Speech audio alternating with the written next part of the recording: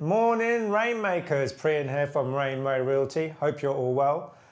This is the channel where we look at motivation, real estate, and also personal experiences in order to really grow as individuals, not in terms of just personal benefits, but also for monetary benefits and income. Now, all you agents out there are most probably thinking, is this job easy? Am I going to make money? And even the people who've been working here a few years now, or even 6 months or whatever, they're also thinking to themselves, is this the job for me? And the reason for that is that real estate is very, very rewarding, especially in the UAE and also in America. But UK is not as rewarding. But there's a key difference for that because of the fact that the commission structure is totally different in the UK and also the US and Europe. So to have a quick pointer on that, let me explain things to you. So in the UK and in Europe, the way things happen is that you are working for a company and that company goes out and does all the marketing and branding for you. For example, in the UK, say Foxtons, or in Europe, say another company down there, so in Oslo. And what happens is that these companies actually do all the marketing and branding for you. So when a person comes to purchase a property or even sell a property, they go to the company and the company provides you with the product, A, B, and C, and then people come in through the door or they phone you in order to purchase the property, and therefore you would match the needs of this and this and get a commission. Now, say, for example, you sold a property for £1 million. The company would get 2% of that, which would, I believe, be about, is it £40,000? 10%, yeah, 2%, no, sorry, £20,000. And then you as an agent would get 10% of that, which is £2,000.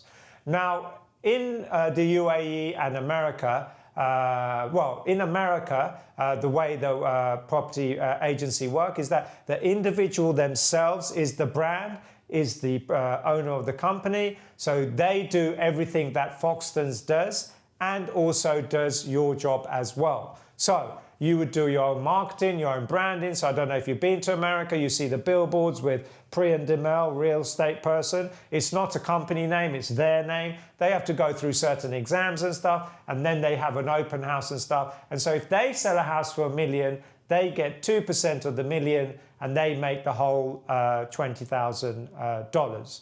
So ultimately you can see that, 2,000, 20,000, 10 times more. But they have to do their own marketing, their own branding, their own IT consultancy, their own social media, and so therefore they're not going to actually make the same amount of profit, and the profit does come down, but they're their own boss and they have to be able to be really good at all those things. Now, of course, if they want to hire people, they can do that as well, but then that eats into their bottom line, and then they have to work with different people. So you can see that the job is much harder and a much greater reward. However, in the UK and Europe, the job is much easier, but the reward is less, but you only have one thing to think about, which is just sales, and everybody else takes care of everything else. Now, in the UAE, it's very unusual and very different in terms of the fact that they match the two together. I don't know why, but they do. So the real estate companies in the UAE make a hell of a lot of money some of them provide a really good information and teaching, but some companies don't do anything and get the rewards for not providing very much. So as an agent, if you're coming in to Dubai to do real estate, make sure you pick a good company that's going to give you good training and good understanding of the market, and that because they don't pay you any basic salary. So everything is based on commission. They provide a visa and also maybe some information on where to live and what to do, but that's ultimately it. Now, some companies go far and beyond that and provide you with a car and also provide you with accommodation and also training. Now, regardless of the car and the phone and accommodation, the most important thing is training. So you need to get good training because the job in UAE is much more different. You need to, once you join one of these companies, you still need to do all the marketing, branding and networking yourself and promote yourself in order to get leads, because you still, like in the US, have to find the sellers and you have to find the buyers. How do you find the buyers? You find the buyers by getting a seller and putting it on Bayut or Property Finder and then getting leads like that. But if you haven't got a seller, then you have to find buyers by using social media. Now that takes time, that takes effort, and it takes a different kettle of fish of a person to do that. Sometimes you may be good with sellers, sometimes you may be good with buyers. Now, if you want to specialize in one area or the other, you can do that. So you can get what's called a seller's agent, and then you get what's called a buyer's agent. A buyer's agent just deals with buyers, and then he goes out and deals with the sellers according to who has the stock and goes and says to them, I've got a buyer, can I sell your stock? And you split the commission. Now, the key difference in commission in the UAE is that once the owners pay the 2%, the company takes 1%, and then you get 1%. So therefore, you are only getting 1/5 as opposed to the 1/10 that you got in the US. But also, if another agent is involved as well, then they get 1%, you get 1%, then you have to split 1% between the company and yourself, as you're only getting 0.5%. So as you can imagine, it's very competitive here. It's also very strategic in terms of the fact that you don't want to give out your leads, you don't want to give out your buyers, and as a result of that, there's a lot of sort of fun and games happening within the market, which then gives it a sort of a place where the energy and enthusiasm and the frequency isn't high, because everybody is sort of trying to hide and duck and dive in order to make sure that they can get the best commission and in order that they can retain their buyers. Now, I've explained the job to you sort of in a nutshell, but you must understand that the most important thing in order to succeed in this job is to be able to deal with rejection. And the reason for that is that if you really come to Dubai and you've even had past experience, you sort of have to take a 1-year time frame of when you will start earning money. So you should have enough money and have enough security so that you can live for 1 year without getting any sales. Now, I'm not saying it's going to take you that long, and you may get lucky and even get a sale in your first 2 weeks. However, you have to have that in your pocket so that you're not under pressure and that you are going to carry out the job which is going to be satisfactory and rewarding to you in the future. Well, you have to understand, nobody can just open a business like that and expect to make profit from day one. So if you think about your business as yourself, you're working for a company which is providing you with the structure and the foundation in order to do all the marketing and everything like that for themselves, but you then have to do your own marketing, networking and branding yourself. Then you need to think of it as a business for yourself, which will take a year. So now what happens is you keep cold calling people, and millions of people get cold calls from people in the UAE. So as a result of that, they just put the phone down on you, tell them not to call again and to take you off your database. So already here, you're getting rejection. You haven't even told them what you're doing or who you are, what you are doing, and they're giving you rejection. So you're sitting there thinking, okay, what do I do next? So you ask your manager, can you help me out? I'm having a few issues here. And he may turn around to you and say, look, everybody has their own style. Just get on with it. Now, a company like that is not a great company to work for, and it's not the actual company, it's the manager, because I can't say it's this actual company, it's the manager. The manager is there and he has decided that he doesn't give training, but that's his style. His company, his team are self-motivated, but as a new person coming in, you don't want to be with a self-motivated team because you're learning it. The team members may help you, but they're also busy. They have money to make.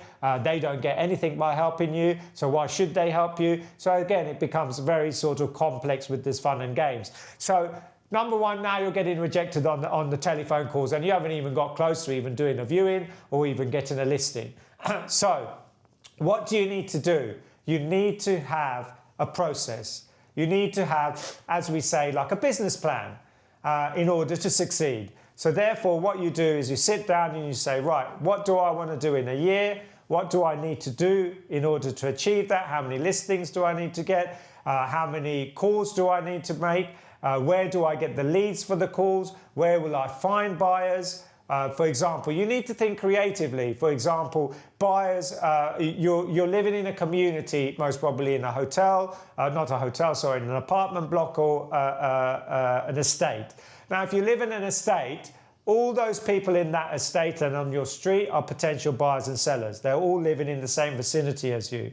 So therefore, getting on WhatsApp groups with people, going to the clubhouse, going for paddle lessons, and every time you're speaking to people, you need to then basically get more information from them. This will give you confidence about speaking, because remember, you got rejected from all the telephone calls and you got rejected from just being blatant and upfront. I do real estate. Can you give me your property? As soon as you hear that they're selling or they're doing something. And ultimately, because they get asked by so many people, they're not just going to give you a list. Oh, yes, yes, you can do this. Normally if you like selling cake and somebody's interested in, oh, I make cakes, would you like a cake? You'll most probably buy a cake off them because there's not 100 cake makers around, right? It's an unusual thing. Whereas like an estate agency in Dubai, there's over 70,000 estate agents. So if you most probably sit down and put a hand up and say, I need a house from somebody, anyone here, an estate agent, about 10 people would all come running towards you. So that's why it's a competitive industry, and you have to be able to deal with rejection, and you also have to be able to deal with looking at innovative ways in order to work your network and work your area in order to get leads. So number one, I told you about your community. Now, say for example, you live in a tower block. Who comes in and out of the tower block are all people who are either renting or owners or potential sellers. So out of the 400 people living in that building, all potential clients. Now, I'm not saying to you, you could do. You could sit downstairs with maybe your dog if you've got one, or maybe one day in your paddle gear and stuff, and then you see somebody walking out with sports gear or gym, and then you sort of go, oh, hi, how are you? Nice to meet you. My name's Priyan. Do you live in the building? Yeah, he does, because he's just come down from the building. Oh, yeah, I live here as well. Oh, shall we play paddle sometime? Now you've got a contact number and a Thursday. Don't talk about real estate, of course, and therefore now you don't get rejected there, do you? You're actually just creating a conversation. And the reason I keep going back to rejection is that if you go in like a bull in a china shop and keep talking about real estate and keep talking about things, you're going to keep doing that and keep doing that and keep doing that. And each time you do it, that muscle gets less and less and less and less. In terms of, yes, you're asking, but when you get rejected, you're getting rejected. So it doesn't matter how positive you are and how amazing you are or think you are, your self-esteem is going to go down. So think to yourself, don't let your self-esteem go down and be in that positive. Yes, you may get one sale and go back up, but then it's a very lonely road down and up and down and up. And then if you're down, you're down. You're never getting up again. So therefore, by using this technique that I told you about the paddle and speaking to people again, you get that flow, you get, that little bip in your feet thinking, yeah, I'm getting leads here, I'm talking to people, and then, suddenly someone says, oh, what do you do? Bang, bingo, Priyan, I do real estate. Oh, wow, okay, I was actually looking to buy somewhere, or my sister was looking to buy somewhere, or my friend's coming down from London in a few weeks. Oh, can you pass them my number? So therefore, then now what you're doing is you're networking and speaking to people. Now, of course, once the roller coaster ride starts and you get a listing that you're allowed to list, then you're getting extra clients from the website. And so now you're doing well. But right at the beginning, you are going to be rejected a lot. And so the way to neglect that and the way to do that is to network with people and meet people and get to know people, because ultimately Dubai is a big place but a small place, and everybody is either renting or selling, renting or living or selling. So they're all potential clients, maybe not today, but maybe in the future. Now, if they own a house and they're a landlord, again, don't go in like a bull in a china shop and say, oh, I'd love to rent your properties. And he's like, because the culture in Dubai is very different as well. If I go meet a local in Dubai in general, and they want to do business with me, they don't want to talk business. They want to talk about their families and have a good meal and have a good chat. And at the end of it, they may say, oh, what do you do, by the way? Or, yeah, you can have my listing. If you start talking about the property in the meal and all that kind of stuff, The guy's not interested because in Dubai, in UAE culture and stuff like that, they want to get to know the person. They want to get to know you. They want to know whether you resonate with them and what you do and have a chat, connect.